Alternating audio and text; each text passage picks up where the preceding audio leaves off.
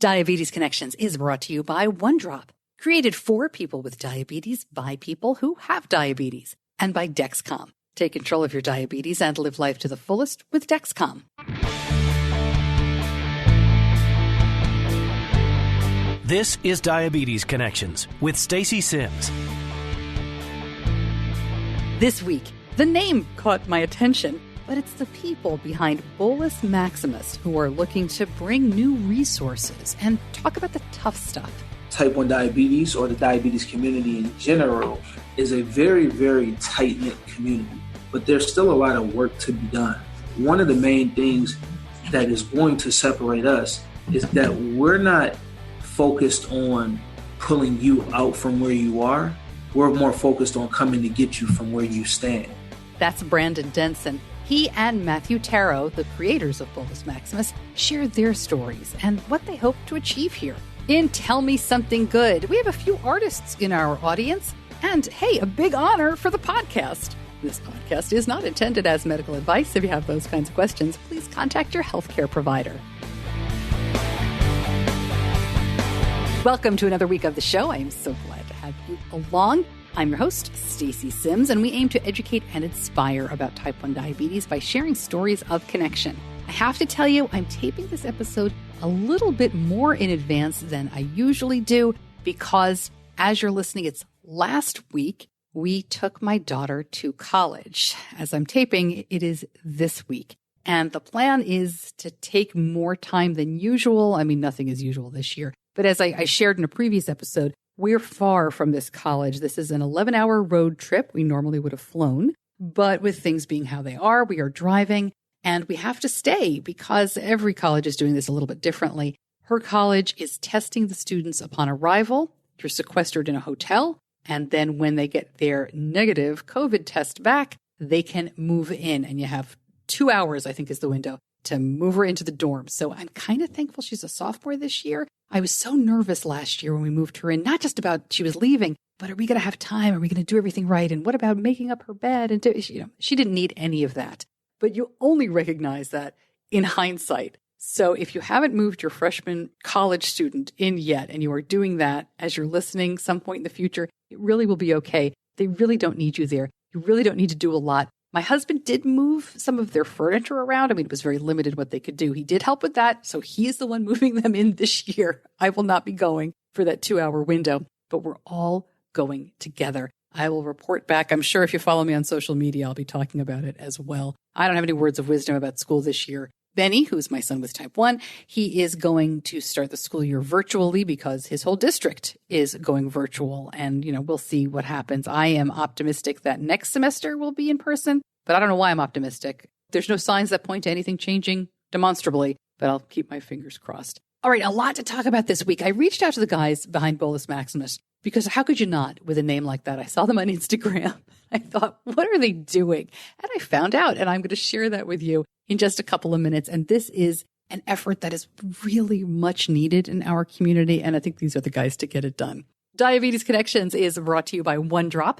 Getting diabetes supplies is a pain, not only the ordering and the picking up, but also the arguing with insurance over what they say you need and what you really need. Make it easy with OneDrop. They offer personalized test strip plans, plus you get a Bluetooth glucose meter, test strips, lancets, and your own certified diabetes coach. Subscribe today to get test strips for less than $20 a month, delivered right to your door. No prescriptions or copays required. One less thing to worry about. Not that surprising when you learn that the founder of OneDrop lives with type 1. They get it. OneDrop. Gorgeous gear, supplies delivered to your door 24/7, access to your certified diabetes coach. Learn more. Go to diabetes-connections.com and click on the OneDrop logo.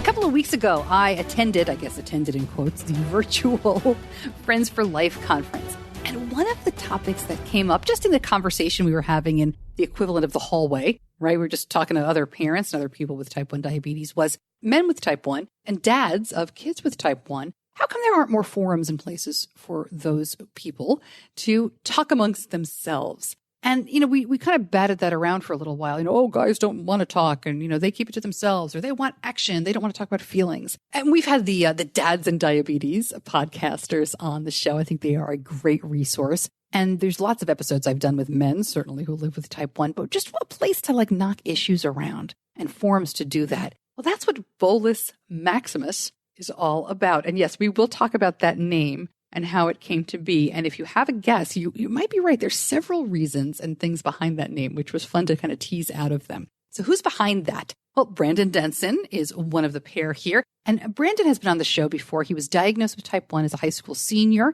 and he really wanted to play college football. He joined the Michigan State football team. He earned a full scholarship there. He's a walk-on, and he earned that scholarship to play at Michigan State. He's played professionally, and he has also been on American Ninja Warrior. Again, I'll link up our past episode with Brandon. The other half of this pair is Matt Tarro. He was diagnosed with type 1 in 2002, his sophomore year in high school, and he will share that story in the interview. He works at Tandem Diabetes, and one of the things that comes up when you Google Matt, of course I Google everybody I talk to because I'm very nosy, but one of the things that comes up is this column he wrote for Beyond Type 1 called The Guy's Guide to Type 1 Diabetes. And I will link that up as well because there, as I said, there just isn't a lot of stuff. Bolus Maximus has weekly discussions. They say talking about the tough stuff. And I should mention, it really isn't just for guys. I know that they're trying to walk this line here. I think they're doing a very good job of it, that these resources are mostly for men, but there are many chats where women are welcome because they really want to hear all perspectives. I will let them explain more. Here's Brandon and Matt and Bolus Maximus. Brandon and Matt, thank you so much for joining me. Welcome to the show. Thank you. Thanks for having us. Yeah, appreciate it, Stacey. Thanks. All right. So I've talked to Brandon before, but I haven't met Matt. And before we jump in and talk about Bolus Maximus, which, by the way, is fantastic, let me just ask you, Matt, what's your story? Thanks, Stacey. I appreciate that. Thanks again for having us on today. Sure. So I was born in small state there of Rhode Island, East Coast, and I've migrated out to the West Coast now after years of working in digital advertising. I started at, Time Warner and ended at Snapchat. So wow, I spent a career in digital marketing and advertising, and now I work at Tandem in San Diego. So I've been out here for the last 10 months and for the release of Control IQ. And so it's been awesome to be here and working in that space now, doing something that I truly enjoy and would like to do. So, when were you diagnosed with type 1? I was diagnosed as a sophomore in high school in 2002. And I was 16 years old, living in Rhode Island, going to high school, swimming, doing the normal stuff that I was. I played a couple sports growing up, but I really just focused on swimming. So while I was swimming, I was diagnosed during that season. Were you able to turn around and get back into the season? Yeah. And that was something that was, it was really cool. There was another guy who was diabetic on the team. So I felt kind of comfortable getting back in there. And 16, were you driving? Do you remember wondering if that kind of stuff was going to continue for you? I mean, it sounds like you went right back to things pretty easily. Yeah, I did. Mostly because I felt like there was a need to do it. I think the delivery when I was diagnosed from my parents and the educators was that this is your disease. You can choose to live with it or not. I did tune out. I mean, I don't want to sound like, I took care of that. It was real easy. Well, we know it's never really easy. It just, true. Right? We know. True. So I came from a medical family, and my background, I wasn't going to go to medical school, but my background, and my family's background was medicine. So for me, I heard that every day at the dinner table. It was always around my house. And it wasn't specifically diabetes, but it made it easier to deal with such a difficult thing. And then I started getting used to it. Yeah, I bet. And Brandon, we as I said, we talked for an episode a while back, and you were diagnosed as a high school senior. And then you went on to play football in college and then professionally. How are you doing these days? How are you keeping busy during and active physically during a time when we're all supposed to pretty much be staying in and staying by ourselves? Yeah, it's definitely been challenging. It's been a while since the last time we talked. A lot of things have changed. Good, worse, and for better. But I would say just with staying active and walking a lot and always on the blades. The blades is I find that my heaven for cardio versus running or anything crazy like that. So that's kind of how I'm staying fit, or trying to anyway. When did you start? I'm assuming this is rollerblades. Pardon me, I'm an old lady. When did you start with rollerblades? Man, I started rollerblading. A lot of people don't know, I actually used to play roller hockey growing up. And my brother, by far, I'm from Ypsilanti, Michigan, but Metro Detroit. Detroit is not that far from where I grew up at. And I was a huge Red Wings fan. So Steve Yzerman, Chris Osgood, Chelios, like all of those guys, I grew up watching those guys. I never played ice hockey. But I definitely have a passion for hockey, and also definitely roller hockey for sure. Wow. All right. So tell me what Bolus Maximus is all about. Let's start before we get to the great name. What's the need here? And Matt, let me ask you, what did you two identify as the need that you could fill? When Brandon and I started to connect, it was through Instagram. And we started to communicate because I was volunteering for a nonprofit, and I didn't see what I wanted to. I didn't see somebody that I thought I should be working with present, and so I felt like I had to go out and find that person. And that search led me to Brandon A. Denson, because he displayed himself in such a way that it was easy for me to go, him and I will get along. Put me in a room with that guy. And because of our personality, we're extremely outgoing. We're very charismatic, personable, and just happy individuals. It doesn't mean we don't have bad days. We learned about those bad days from each other through the conversations we started to have. And so this whole relationship really grew from 2018, the first time we met, after, just kind of here and there. The diabetes space too. Like, how many people have you met in person randomly? Yeah. You're like, oh yeah, I remember you from so-and-so. I wasn't that involved, so I never really had a chance to meet Brandon. And then by the time I did get involved, he was like the person I had to meet. And I'm glad I did. Appreciate that. Yeah. So then Brandon, let me ask you, so what is the need then that you're getting together, you're helping each other, you got good days together, bad days together. What need are you looking to fill here?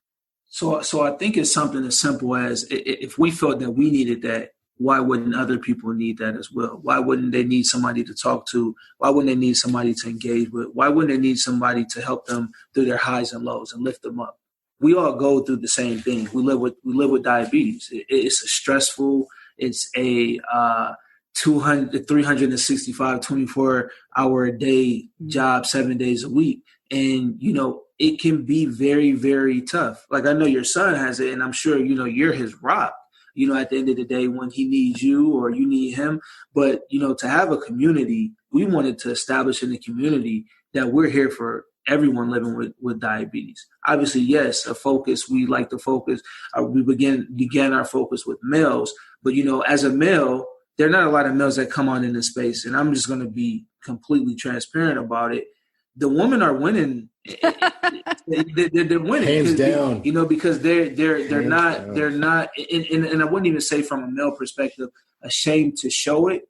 I think that men sometimes, they wear this badge of honor that they don't have. They don't have to let this wall down. It's okay to let that wall down and talk about the ups and downs that you're having living with diabetes. It's nothing to be ashamed about. What I mean? It doesn't matter if you're black, if you're white, if you're old, if you're young. None of those things matter. We just want to give a safe space so people feel comfortable, and that's where we're starting. But we'll be working on a lot more things than just kind of bridging that gap in the community to cover everyone.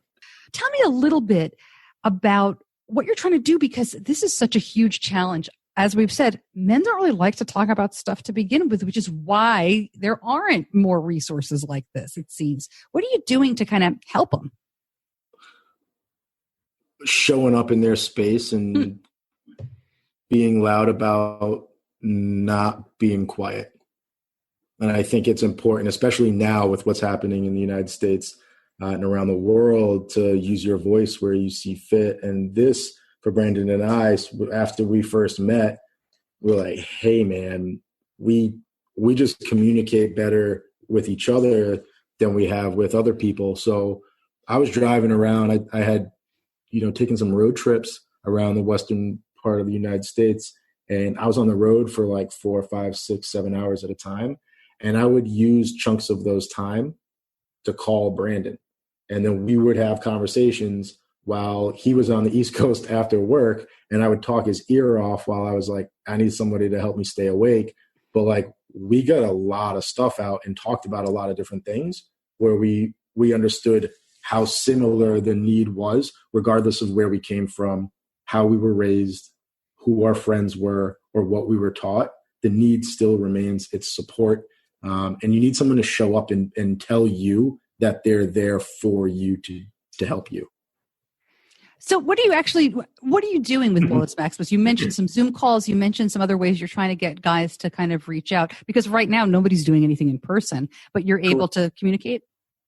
Cool. Yeah. I mean, so we've started with Zoom calls because obviously that's, everybody's family and that's how everyone's communicating. And we saw it as the easiest way for all of us to get together. And then we've been using Instagram and Facebook as a platform to start to advertise. And we've really been feeling it out. But that we knew, like I said, what we were talking about as far as a need a while ago. Sorry, my dog is encroaching on my space.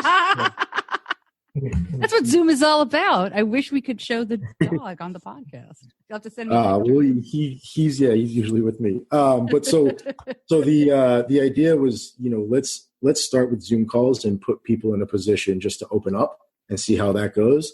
And to say it's been rewarding as someone who knew that was a need, and they're like, hey, let's try this.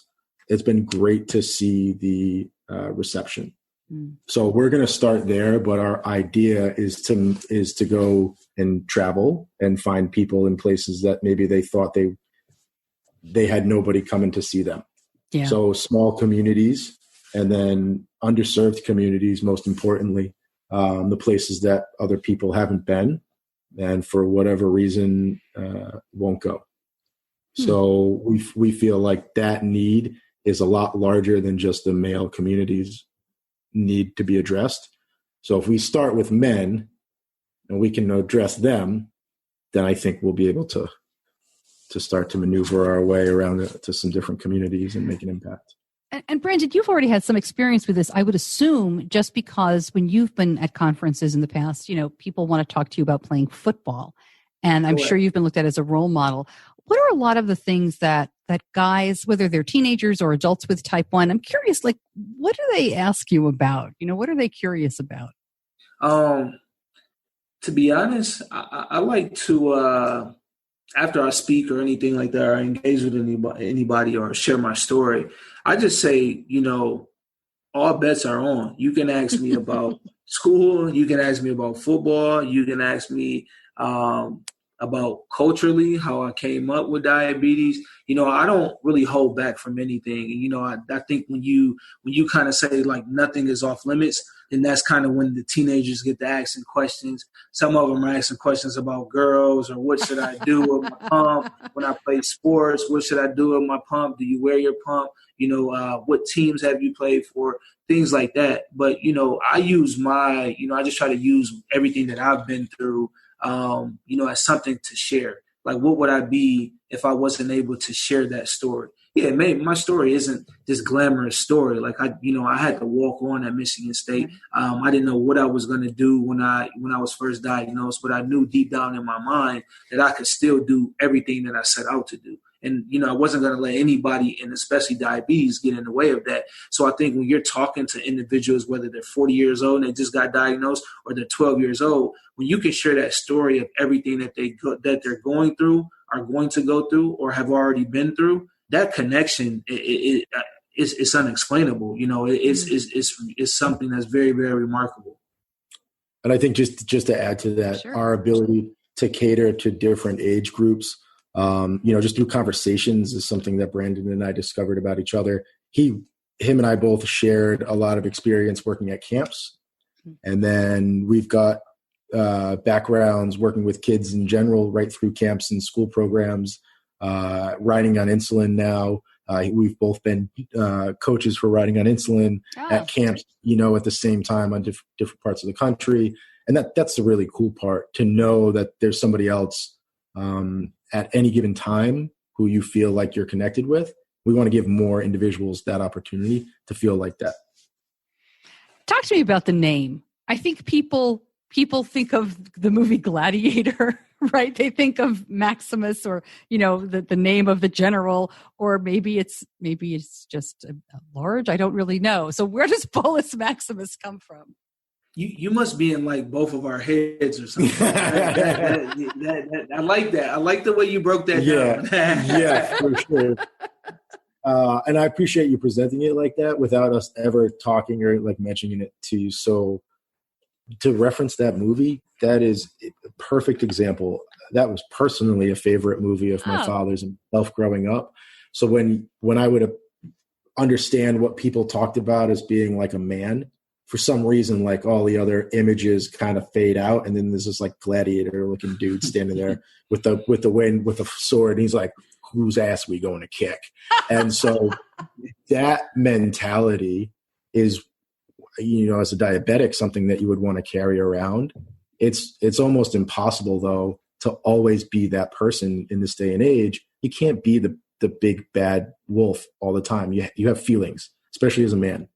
And so there's a play on that. To be certain, the easiest way to explain it is Brandon and Matt is Bolus Maximus, B&M, and there's a max bolus setting on a pump, which is a real thing. It's 25 units. It's the most amount of insulin you could take at any one given time. And so you should put the maximum amount of effort into your diabetes at all times. I knew my high school Latin would pay off. So, yeah. That's really funny. I mean, that's a wonderful explanation. I love it. And that movie, I could see that. I can definitely see you as a kid, which kills me because I was a grown adult 1 year away from having my first child when that movie came out in 2000. I just looked it up while you were talking. But that's what happens. We're all the same age on a podcast. But I love that because it really gets a lot of different points across. So what's your dream with this? And I know you're working together, but I'd like to hear from each of you. You said when we can, again, traveling, getting in front of lots of different people who are totally underserved right now. And I think that's so needed. But it just sounds like this is a big project that you hope will continue. So Brandon, let me start with you. What do you really hope happens here? What's your big goal?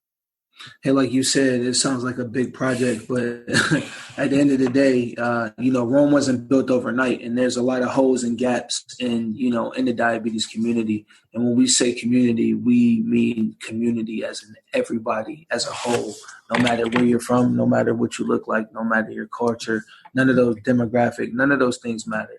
The only thing that matters is that we bleed the same color and we go through the same ups and downs. When we speak of the community, though, I think the main goal is to bring the community even tighter. I believe that the type 1 diabetes or the diabetes community in general is a very, very tight-knit community, but there's still a lot of work to be done. One of the main things that is going to separate us is that we're not focused on pulling you out from where you are. We're more focused on coming to get you from where you stand. And that's something a lot of organizations don't do. They expect everybody to come to them. And, like I said, it's a lot of work. It's even a lot of work up to this point where this will be our 10th week hosting calls. But we understand what people get from those calls, and it's one of those things. We've gained that momentum and we're going to continue to gain momentum, but there's going to be a lot more legwork that has to be done, but we're willing to do it. The end goal is to make sure everybody in the community has a safe place, not only just to be inspired, motivated, and educated around diabetes, but they feel that they're a part of this. In reality, when I look back between 2017, late 2017, around 2018 when Brandon and I started talking, and the end of 2019, so almost like a 2-year time, end of 2017 to end of 2019, I traveled a lot around the western part of the United States. I would leave Los Angeles on 2 to 3 weeks with my dog, and we would go out, camp every night and go to places we had never been to just learn about how to interact with people that you've never met before. And then how can you appreciate what they do different from where you grew up and how you've lived.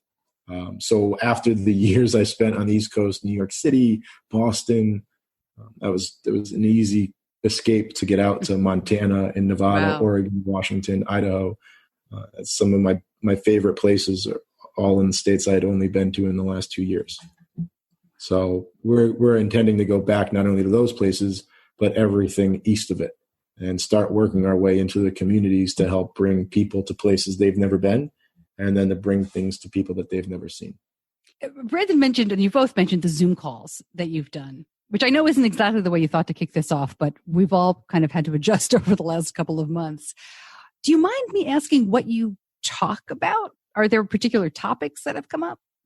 Our idea was that hosting calls was creating this safe space that Brandon had mentioned before. So for us, having topics that required a safe space were obvious. That's great. Some of the things that we talked about during May was we had an opportunity to bring Mark Heyman in, who, is working as far as mental health is concerned during Mental Health Awareness Month in a space that we asked him to come partake in a meeting, and he said yes. And that was awesome because we got two females that were able to join. They reached out to us to make sure it was okay. Of course, it's absolutely okay. And one of them was actually from South Africa. Yep. Yeah. Wow. So we probably could have made this clear in the beginning. While we do host calls for men, they are open to everybody. We spoke the last 2 weeks in regards to caregivers. That was a really huge topic that we saw, and we got a lot of feedback from in regards to caregivers joining, and then also people sharing their stories about their caregivers. We had a guy, I won't put his name out there because I don't know if he wants me to reference him, but he has a 6-year-old son, and it was awesome to hear from him, the things that he goes through, but that he also invited one of his partners, a buddy of his, in. And the duo between that father and son is unique because they both have type 1 diabetes, which I thought was amazing. But for him to come in to get at, to listen to other people in the caregiving realm, and then also be able to also be a caregiver for himself, but then also his son, I think there's a lot of weight that's held with that. Yeah. And so caregivers, we've also talked, we did a couple of things in the beginning when we first started to host the calls that were more of skill shares. So, hey, let's have the room. There's a soapbox in the middle of it. You want to stand on that? You tell me you can. And it's not us making judgment or anything, it's whatever you want to bring to the group. So we had guys talk about graphic design. We had an individual who works with writing on insulin, who had a lengthy journalistic successful journalism career. And so that type of stuff really brought a different element. We talked about art, talked about different styles of art. We talked about movies. We did movies and music one week, guy stuff. But in reality, that is also a way for us to bridge the gap between a difficult conversation, which we spent 2 weeks having, how to approach difficult conversations after, things really took a turn for the worst here in the United States after the death of George Floyd. And it's not something that we wanted to just bring people into a room and go, all right, let's talk about it. But that's actually what we did. And it was 2 of the best conversations to date. Yeah, I'll say hands down. I think you never want to jump in and kind of discuss the things that are going on around the world, but the things that are going on around the world and in the United States affect us directly. Was it the easiest conversation probably to open up? Not so much. Was everybody willing to share? They did, and that was very, very, very important because, you have different cultures, different races, not looking at it from a different perspective and only seeing it. And then you have people saying that they're going to work to do better. And that's all we ask. We just want better, better in sports, better in school, better in the community, and ultimately better with diabetes. Better is better. Yeah. And I do think it's so important because so many of us are worried and nervous to talk about race. Correct. I mean, let's just put it on the table. I've had these conversations before. There's such a lack of diversity at diabetes events and on panels. And, I'm always so grateful that when my son was diagnosed, I could go to a conference and see people who looked like him and know people had the same traditions. We're Jewish. I met people right away that had the same traditions and background as us. Correct. And so I know it's so important when people who are Black, people of color, to see people who look like them. It's as simple as that, but it's so hard to talk about, right? We don't want to say something stupid. We don't want to say the wrong thing. Yeah, and I think that's you hit it right on the head. That's a big hole in itself. I was a volunteer for JDRF for 12 years, and then I also was a worker for close to 2 years. Mm-hmm. And you see this big gap culturally within the workplace, outside of the workplace, and you see that nothing has changed. Nothing has changed. Like I'm comfortable talking to anybody, but I can't say that if I took one of the kids that I knew from the school in Detroit that had diabetes and I took them to a JDRF event, that they would feel comfortable there, because they wouldn't. I'll be lying if I said that they would. Or I took them to another community event and to say that they would feel comfortable, they would feel left out because nobody is interacting with them like they need to be interacted with, and that goes a long way. I didn't have somebody when I was growing up to talk to about my diabetes. Can I sit here and say that I maybe needed someone? Yeah, I could probably say that. But at the end of the day, I knew it was my disease and I knew what I had to do. Everybody doesn't have that mindset. So, we want to make sure we create that space, no matter how old you are, what you look like, where you're from, your culture. None of those things matter, because we just want to help you do better in whatever it is that you want to do better in. Well, I appreciate you addressing it. All right, I have a difficult question for the two of you. You have big goals. It sounds like when we can move around the country again, you want to get right out there. How are you paying for all this? What do you need? So we were actually going to see if you would sponsor us. You got a van. We'll put the logo on the side. We'll put the animated character on there. We're completely fine with that. So we have a lot of work to be done as far as forming our nonprofit and things of that nature. Obviously, any nonprofit getting started from ground zero takes a lot of work. This is grassroots, but understanding the process of everything and what the process is going to be as we try to complete things, it'll never be complete.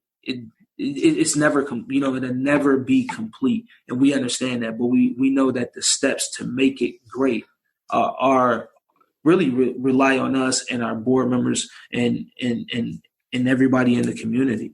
Also, we are offering videographer and photography services at a super good price in San Diego and Los Angeles.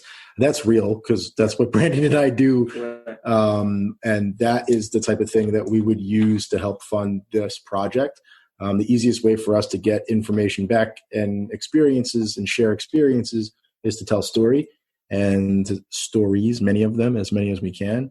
And the idea would be to do that through video and photo, and to go and do that. I've been doing freelance work for a couple of years now.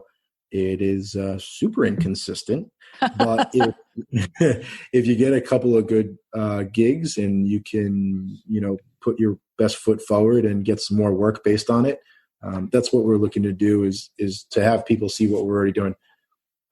We're making a lot of strides in the right direction. And I think, if anything, we're going to work on our nonprofit, getting everything set up. But at the very least, if we want to plug anything, it's the fact that Brandon and I take really good photos and video, and we'd be happy to do it for anybody. Everybody okay?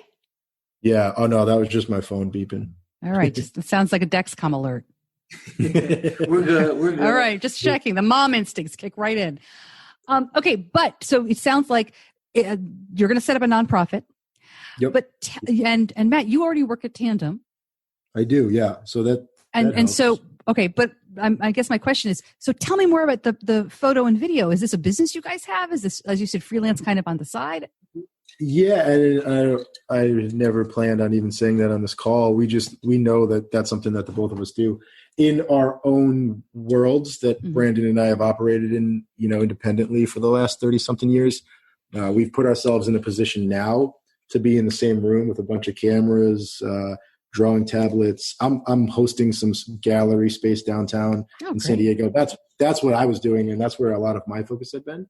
So for me, it's been everything like just find what it is that you can do really well and that other people might like you to do for them. And that's been photography for me for a while. And so I've got photos and art up in there. We've created some art. We've got some T-shirt designs. So the ideas have just been flowing. Every time we talk, like, cool, here's another page in my notebook full.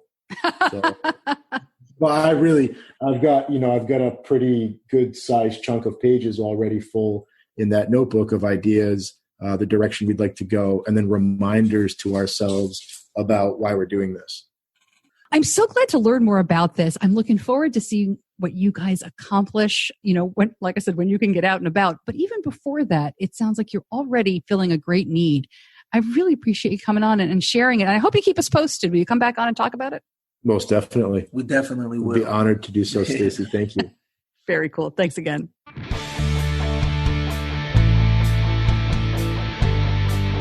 You're listening to Diabetes Connections with Stacey Simms. Lots more information at the episode homepage. Go to diabetes-connections.com. The episode should pop right up. It's on the main page. Otherwise, you can use the search box as well. We have a very robust search. I like to mention that all the time so there's a lot to go through, especially if you are new. Tell me something good coming up in just a moment. But first, Diabetes Connections is brought to you by Dexcom. And when you have a toddler diagnosed with type 1, you hear rumblings for a long time about the teen years. But when it hit us at full force a little early, I was so glad we had Dexcom. Benny's insulin needs started going way up around age 11. He's grown, I don't know how many inches since he was 11 years old. At this point, probably 8 in the last couple of years. Along with the hormone swings, I cannot imagine managing diabetes during this crazy time without the Dexcom continuous glucose monitoring system. We can react more quickly to highs and lows, see trends, and adjust insulin doses with advice from our endocrinologist. I know using the Dexcom G6 has helped improve Benny's A1C and overall health. If your glucose alerts and readings from the G6 do not match symptoms or expectations, use a blood glucose meter to make diabetes treatment decisions. To learn more, go to diabetes-connections.com and click on the Dexcom logo.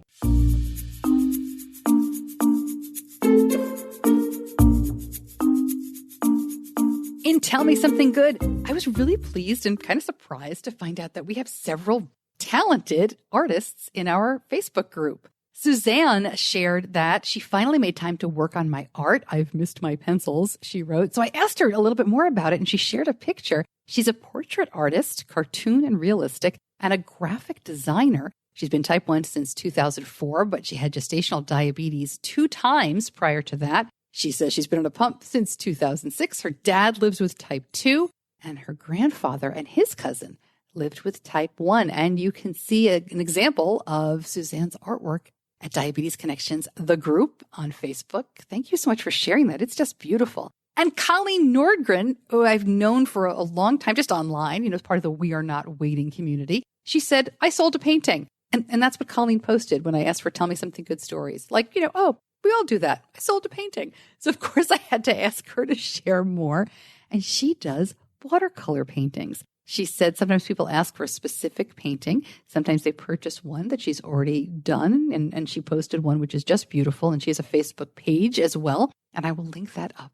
Colleen's son was diagnosed with type 1 at 1 year old, very tiny, maybe 11, 12 months old. And he is now a happy, healthy tween. And Colleen and Wes are a huge part of the We Are Not Waiting community. But I didn't know Colleen painted until now. So thank you for sharing that. And I have a Tell Me Something Good. And that is that the podcast, Diabetes Connections, has made the top 10 for health for the 5th year in a row for the Podcast Awards, The People's Choice. This is a podcast award for independent podcasters, right? No NPR, not the big corpcasters, not the ones that have 25 people working on a show. This is for the independent podcaster like myself. And I am so excited to make this list. Again, it's just a thrill.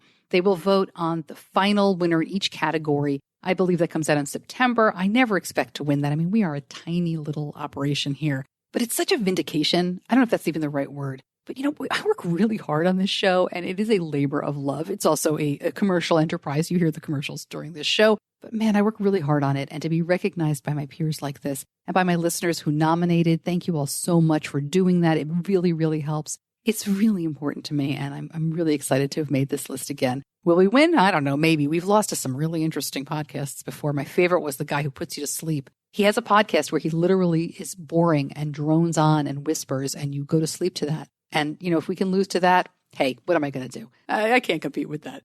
If you have a Tell Me Something Good story, post it in the Facebook group. Send it to me. You can always reach out, Stacey at diabetes-connections.com, and tell me something good.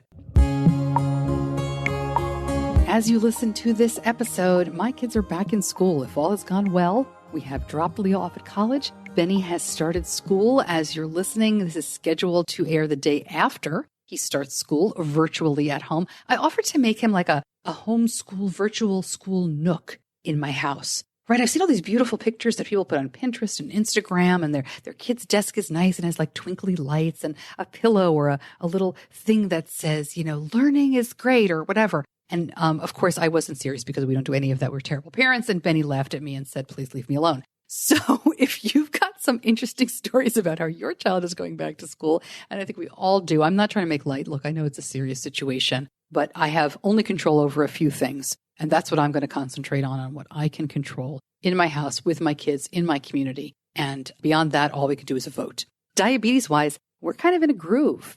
And with the weirdness of school this year, I don't see that changing too much. Of course, he's going to be getting up earlier than he has since March. But other than that, we went on Control IQ in January. He went off the Traceba, and you can listen back if you're not familiar with our whole story on that. He went off the Traceba in May, and his blood sugars just are great right now. Time in range is up. A1C is down. Predicted A1C is down. I'm really, really happy. His independence is still really up. He's still a doofus and makes mistakes because he's a human being. And we're still compiling more World's Worst Diabetes Mom stories. Every couple of weeks we have a new one because that will never change. Thank you to my editor, John Buchanan from Audio Editing Solutions. Thank you so much as you listen. I'm Stacey Simms. I'll see you back here next week. Until then, be kind to yourself.